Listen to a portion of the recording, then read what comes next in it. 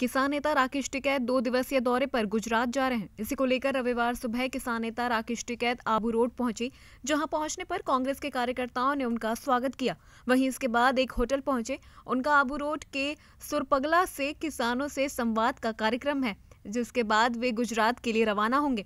Jail में लेकर जाते हैं, कोई आंदोलन में दिल्ली में जाता है तो उसको उठा लेते हैं, कोई आंदोलन करता है तो उसको जेल भेजते हैं। गुजरात की भाजपा सरकार को आप क्या कहना चाहते हैं, क्या कहेंगे आप?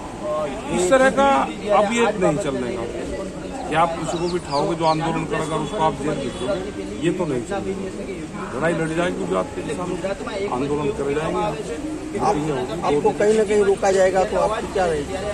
जब रोकेंगे, जब देखेंगे।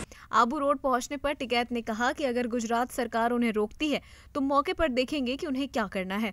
टिकैत के दौरे को लेकर गुजरात पर छापरी बॉर्डर पर गुजरात पुलिस भारी मात्रा में पुलिस बल तैनात किया गया है। गुजरात के अंबाजी में राकेश टिकैत के मंदिर में दर्शन करने का कार्यक्रम है।